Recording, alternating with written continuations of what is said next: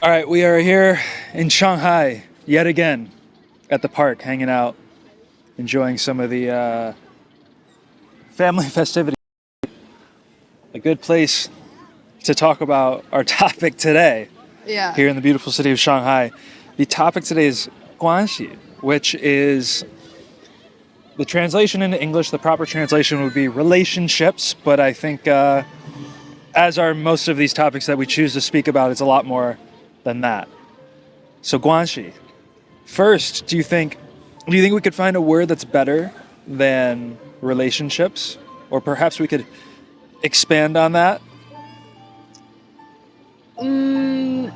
Actually, at first, I might have the same understanding as you. Like we can just refer Guanxi to relationship in English. Okay, so moving forward, I think for this episode, instead of using the term Guanxi, because I think most people watching this perhaps won't speak Mandarin, we're going to say relationships.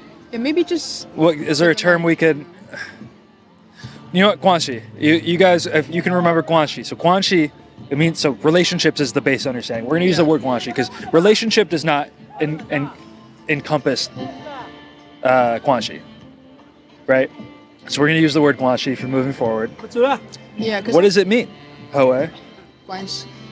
Well, I mean, so today we all remember it's only just like a simple intro. So I won't dive in too much. Right. So today this is similar to the first two episodes of this whole thing, where we found out when we went deeper and deeper Mianzi and Renqing.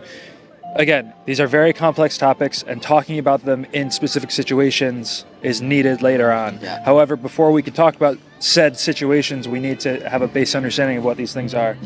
That is the purpose of what we're doing right now. So let's talk about a base understanding of Guanxi here in Chinese culture. So I would say from also it's only my personal understanding, probably can't represent most of people, but generally from my perspective, Guanxi will be I think it's you can say it's a relationship, but I would think it's some relationship like combined with A social spider web. spiderweb. Yes. Social spider yes, web. It's something more than just A to B, B to C. Network. A network. It's almost the network of relationships. Exactly. So in that way, so I feel like they might just eliminate one character, which is Wang, referred to the net, the network. Yep. So be Guanxi, but should also plus the other hidden character Wang, which is network. So I think that would make sense. What about the she? What about the she part? She's like, oh yeah, we can use our way, just split them up. Yeah. So it's like the character Guan. The first is Guan. Guan will be referred to. I think that relation. relation. It can mean clothes in some clothes, Guanmen. Exactly, yeah. But Guan in Guanxi Yeah. is the definition of Guan is referring to this idea of relations. Yes. Like Yo Guan, Bu Guan. Exactly, yeah. Guan. Is it related to? Yeah, related. I would prefer that way. But she, the other character, she will more to that. It's kind of something. Also, you got tied up or tied to some sort of person or things. So it's more about how you are connected. Because the character she originally referred to the English word would be the tie, like you're tied a note, tied something up. But also, I think it can imply, what it can imply would be how do you you are connected. It's all about connections. So I feel like Guanxi will be relationship plus connection. I mean, and so far the interconnected nature of one's relationships. Yes. And how that compares to the interconnected nature of their counterpart. Like if two people are interacting, it's like referring to your Guanxi. It's like your networks. I kind of think of it as network. Yeah, network. So of what level of kinship, of friendliness, do two people have to be to say they have now entered each other's Guanxi? At what level do you need to know someone?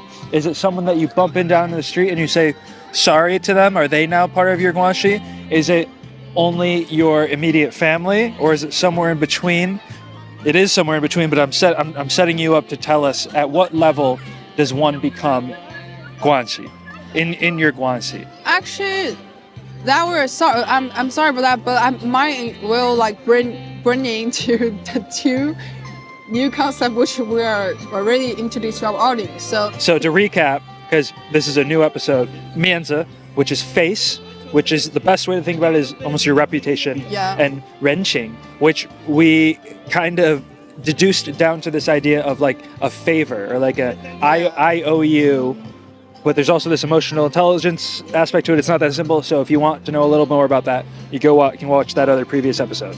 But those are the two basic ideas of the two terms that I think you are about to now bring into this conversation of Guanxi, because those three terms are very interrelated. Yes, it's the thing that so Guanxi is something like, I think it's a composition with that the other two concepts. So Guanxi. So firstly, I think there are the different type of Guanxi. So because if we just regard Guanxi as relationship, but apparently or connection, everyone have connection with either it's a living person or just a place.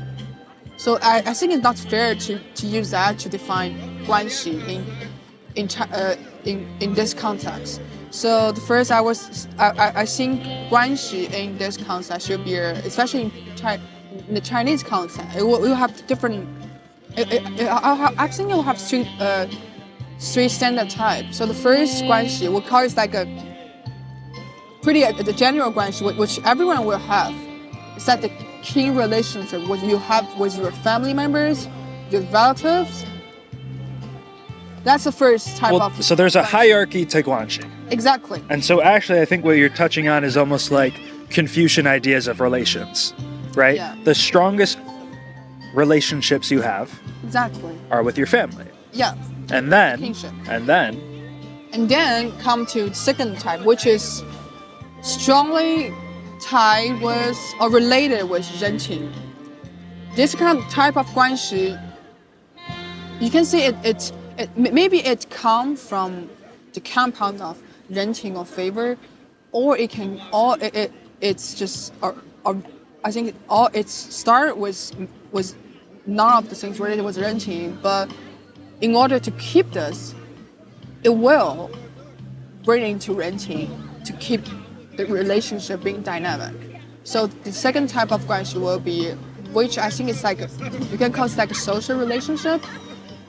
But there we have friendship. You have friendship with your coworkers, your senior, your boss, or maybe it's like somewhere it's not like you can call them like friend, or which third type. you see on a very regular basis, Yeah. but your relationship to them is not that of being like your friends intrinsically, but like your paths cross in the sense that you see each other every day at work. Yeah. You're in a university class with them. Yeah. They're your teacher. They're your whatever. Exactly. Okay. And also among this kind of relationship will be another kind of thing which I feel is the very subtle relationship with you can't even call each other like a friend, but sometimes you do, because it's about like it's like say it's like someone will be your testimonial in order to helping both of you to keeping your faces. You both of you will claim that we are friends, but actually you did have some kind of relationship, but this relationship was built up based on the common understanding from this person, which they feel like they want to have some resources or opportunity or whatever thing they want to exchange with. And those things, they will call it Renqing. But this kind of relationship will be a little bit weird, but also very common. Say it's like they might involve in some kind of a project or some sort of event or something. that type of relationship, 关系, which is strongly depends on Renqing, on the how do you say that? Reciprocity. Reciprocity. Sorry, I can't get that right, but Renqing, yeah. Right. So let's back up to today's topic. So we're just want to have like a general introduction for our audience about Guanxi. So hold on, we have family, right? Now we have these people who are in perhaps your daily life, and it's because of your work, your school, etc. Now, I think there's a few levels. I want to get to the point where what is like the lowest part of Guanxi? Not to say these people are the worst people you know, but like what is the weakest relationship, the least familiar you can be with someone, but they're still considered your Guanxi. So right, I said you bump into someone on the street, you say sorry. Is that person now in your Guanxi? I think the answer is no, but you see what I'm getting at is like, at what point is someone in this network of yours? Yeah, I mean, at what level of familiarity do you have to have with this person in which they are now your Guanxi, or part of your Guanxi? I feel like before when you were bringing to the Confucian philosophy about how, because yes, the way I introduced the Guanxi, it's very apparent, it's very obvious that I follow the Confucian philosophy. First, family kinship relationship, then the social relationship, then your probably it's come from the interest part. So like, but it's only to me personally. But I don't know if most people were saying like that. But for me, like maybe the weakest one would be someone who's not your kings, who don't have, because for even for the second the social relationship, you still not. It's not just merely about like interest exchange or resource exchange. You still have certain kind of like maybe you're have like mutual like hobbies, or you like emotionally you're connected. But the weakest Guanxi relation would be you have the least emotional connection. To me, I would. Can you describe what one of those relationships would look like, where it's like that person's barely in your Guanxi, they're no longer a stranger, right? But like they've just reached the level of what you can call Guanxi. What can you give me an example of what that relationship would look like? Maybe it's like, for example, you and I, like to that like scenario, we both are volunteers for one big event. We know each other. We work for a same event. For just one day. Just one day. Even if it's like 3 or 2 days. Whatever. What I'm saying is, at a minimum, it's this one day event. Yeah. And even if we're talk to each other, we're maybe just, I give you a little bit of favor, you give me a little bit of favor, like help me grab my rake with coffee, or you help me. I think I might know the lowest entry point to Guanxi. Yeah. I think I might know it.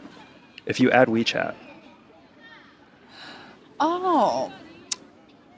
Yes, but the thing is, I think for most Westerners that adding someone's WeChat would be considered as like, would be your... Right. So I think let's introduce that idea. That I think among Chinese people, this idea that if you have just even a very small interaction with someone, the idea of asking someone for their WeChat, which is their phone number essentially, right, a way of contacting them, is a super normal thing, and the barrier to receive that is so much less than what you would consider appropriate to ask someone for their contact information in the West, per se. Yeah. This idea of, right, I feel like I'm thinking a lot of the time, sometimes we have an interaction with someone and the older generation is like, add WeChat, like add each other's WeChat. And the younger people are like, we don't need to add WeChat, like we don't know each other that well. Yeah. But they're like, no, add WeChat. Because the idea, I think, is if you have someone's contact information, now, in today's day and age, right, that's almost like the symbol of they have now entered your Guanxi. Exactly. Do you think that's a fair, the addition of WeChat is a... It would be very, very easy way to help people to differentiate what is the weakest... Because if we worked together at an event and you got my coffee, right, but we don't have a way to contact each other afterwards, are we Guanxi or no? No. If we do not have the ability to contact each other easily, we're not. We're just strangers. So adding in the WeChat, we are our evaluation of it is if you add WeChat, that's you're hitting Guanxi there. Okay. I guess it's the baseline for like. But I think that when is the you're- baseline. I think that's a good baseline. And also speaking of the hierarchy of the Guanxi, Yeah. I feel like that's why I need to bring up the concept which we already introduced in the Renqing. The stronger the Guanxi is, the more Renqing you can receive from this person, or you will give to the person. So the The debt and or the higher debt you are willing to go into, or the higher lending the higher debt you're willing to give, Exactly. or the amount you're willing to lend to this so person. I feel like because the Guanxi is also like dynamic, so It's like a credit score. yeah. How do you measure if you two have like strong relationship? Maybe you have a really strong relationship at this point at this time because you are binded with the same interests from the same business project or Right. thing. So I feel like the criteria, I feel that's universally true. Like criteria to measure how strong the relationship the Guanxi are will be to what extent the person were willing to give you renting or receive your renting. So the longer and the deeper you have known this person, the higher level of Renqing is willing to be given and or received. Exactly. Because I don't want to get too deep back into Renqing, but let's say we know each other decently well, Yeah. and you are giving me this favor that I think is way too much for how well I know you, because I don't even know if you're a good person. Am I really going to want to help this person back that amount when I know maybe they're not a great person? Yeah. Would you say that's fair? Right? You don't want to take on too big of a Renqing from someone you don't have sufficient level of Guanxi with? Exactly. Yeah. Okay. So the thing is, like I said, that's what we say before. I always stress out like renting will only happen when you know like you have the precedent, like you are in certain kind of relationship. You too have Guanxi, but also things like we also like now we're going to introduce the Guanxi for today's episode. So now we have the other like. It's like you're doing the math, different like the Yeah, there's tiers. tiers. So also like when you are in different Guanxi, the type of renting or the power of the renting you should expect from that kind of person will be different. So those people, I call them the master of Guanxi. Okay. They know what kind of renting they should expect from this kind of relationship, and they will know how to manage their Guanxi well because they know how to give people Mianzi and how to give them renting in an appropriate way, Right. which they will know how to perceive renting from the other people, which is at higher level of theirs. That's the master. That's the master. Okay. But like so, also back to the topic. So it's about the general introduction about Guanxi. Right. But we still want to figure out some word to help our audience to kind of just help them know better about it. So I think we kind of nailed down this idea of like relationship or network or social spiderweb, I think was one we threw out there. Yeah. I think the context that's needed to understand how important Guanxi is that this is a country and a society in which I think we talked about this when we talked about Mianzi, this idea of like understanding who to trust. You need to look to this idea of Mianzi, how the other people you know talk about this person, they're giving them face. Because when you're in a society in which I think people rely less on this idea of like, well, I could just take them to court if we're talking about like a business agreement, for example, right? Mm-hmm. It's more about you need to choose the right partner rather than, oh, well, we wrote this contract up, like it'll be all good. Like, and if they don't deliver, I can just take them to court because that's a much more of a difficult process here than say elsewhere, right? Mm-hmm. So it's this idea of Guanxi is important because from the networking perspective, I would say it's super rare. Not super rare, not rare. Rare, less likely for someone to want to get into business, for example, or into a partnership with someone who they do not have any mutual relationships with.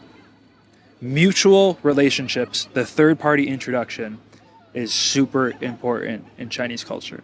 And the strength of that mutual introduction, the trust that B and C can have in each other that mutual A is referring them to, I feel like is much higher here as well than in the quote unquote Western world, for example.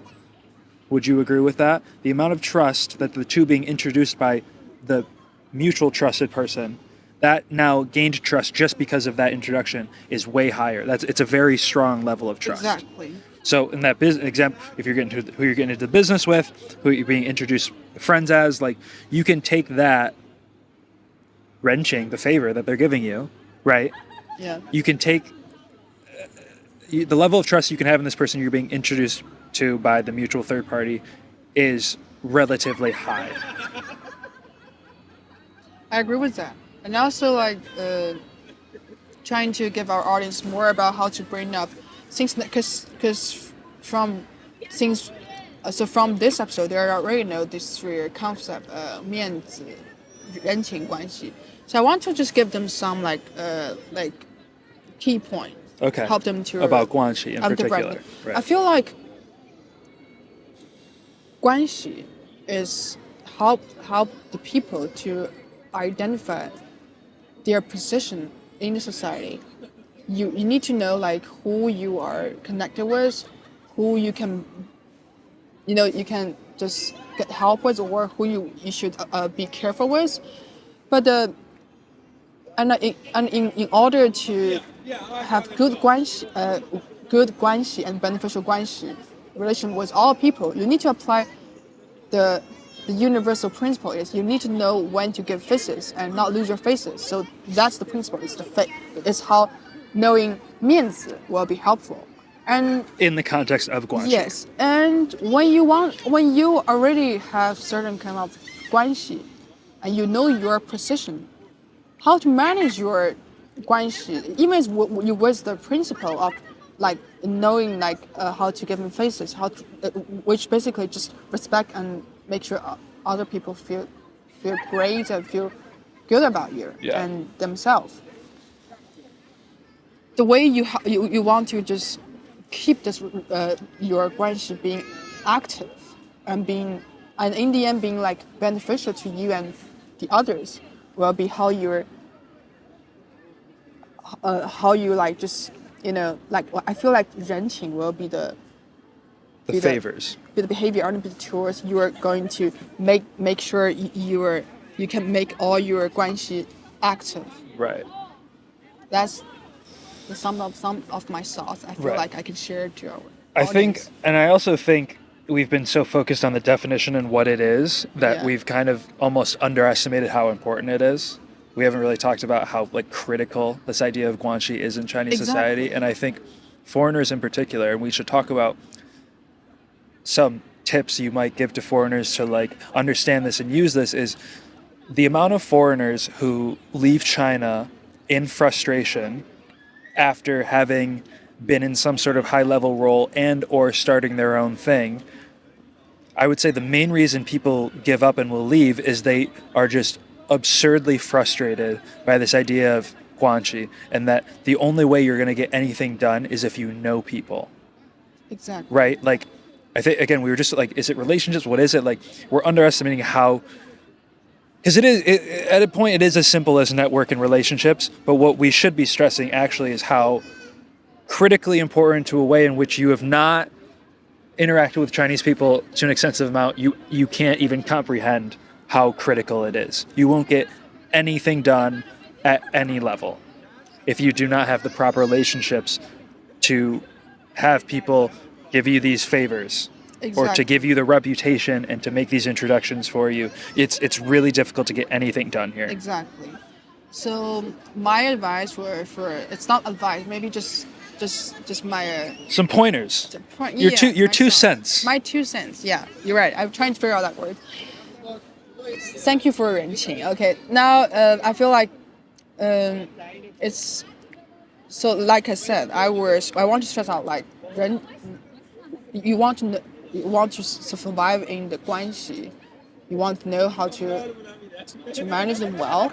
You have to understand that like the like so it's like you have to know like where you are. Like I said, it's knowing your position is very important. It's so Guanxi is not like oh it's like we know it's like everyone has Guanxi, but it's also like I feel like this. I mean, a different every culture has their own hierarchy of the level of Guanxi. So I feel like the first thing, as we explained previously, like knowing the hierarchy of the Guanxi in different culture would be super important. That's the number one thing. Once you know the hierarchy, you know the level of importance of the level of Guanxi in their context. You know, then you apply their social principle. Like in China, would be Mianzi, that Right. principle, Face. which still like I mean, that's actually all the same. Like people, whatever principle we're going to use apply to different culture will be, you still like the core will be you want to make people feel loved and respect. That's it. Which is a universal principle, right? Exactly. So then we're really narrowing it down what it means in Chinese culture, but a lot of these things and like what I was going to ask you next is, hey, how can a foreigner establish Guanxi in China? And really it's the same answer as you being anywhere else in the world. Yeah. Just be a good person, be an interesting person, be a helpful person Exactly. to people, and you're going to slowly develop that network into which you can ask for favors, which is literally exactly how the rest of the world works. It's just, I think, the extent to how important it is. And I feel like, at least theoretically and in the spirit of the US, this idea that you can go there and you can build your own thing and you don't need anyone's help. Partially true, but you are going to need people's help. The level to which that does not exist in China. You quite literally could never build anything big without an extensive and high level Guanxi network in China. I think we can't really like overstate that. Exactly. We can't like talk too much about that. It's super important. Yeah. So that's the first advice. Like knowing knowing that it just all the logic, all the psychology behind it would be the human nature things, and that's why we should. That's why it's important to knowing about how important Guanxi is, and also the hierarchy of that. That's the first, the number one things.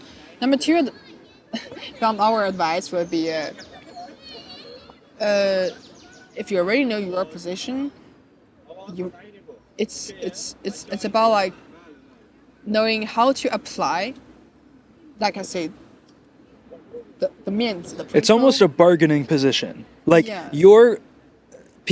so like yeah, this is another thing. One thing you'll hear when someone is describing another person is they'll say 他的关系好. 他的关系好, which means he has a great network. It's Yeah. almost like an attribute of a person, right? Is like people will know how good of a network that person has. Yeah. And that makes them like a person you want to perhaps interact with and court the good impression of, right? Because now if you're in that network, perhaps they can help you in that sense, right? So it's almost like an attribute of a person. They'll say 关系好, 他的关系好. And also like yeah, I mean from your explanation, I feel like I should just so the number two advice will be the first will be understanding the importance of the Guanxi, but the two will be like the ability to identify different type of Guanxi. Okay. Because if even some people say I have a lot of Guanxi, but what kind of Guanxi do you have? Also Right. now like we know where we are.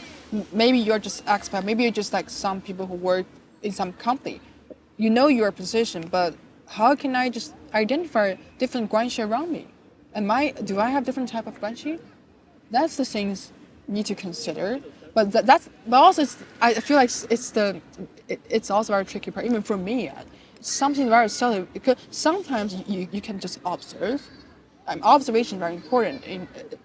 I mean, it can be it's a one of the useful tool for all people can apply in this kind of situation. Observation and in that we will probably introduce the other things. It might be help, which is just do what the other people do in the environment you Right. are. That will help. Mirroring, right? So like, just with the other topics we discussed earlier with face and what did we decide? What favors is how we wanted to define Renqing. Like, those are all of these things are things that exist in, again, most of the time we're speaking to the people of the Western world, right? Yeah. These things exist. However, these three things, Mianzi, face, Renqing, favors, and also this aspect of like emotional intelligence and Guanxi relationships, all exist and are all fairly critical things. However, in Chinese society, can we say these are probably, as far as social interactions, these are probably the three most critical things to understand, almost to a point in which you do not understand them and understand the power they have and how to utilize and wield that power, it'll be very difficult to get anything done in this society. Is that a fair thing to say? We have them, but it's not just like unbelievably critical like it is here. Yes, and also like just want to complement to what we're talking about right now. So like in order to mirror what the other people do, also like in order to help you get more observation, in order to further help you to identify what kind of guanxi there are around you, or just get more knowledge about guanxi, because there actually, even if we talk about a lot, of course we're going to just different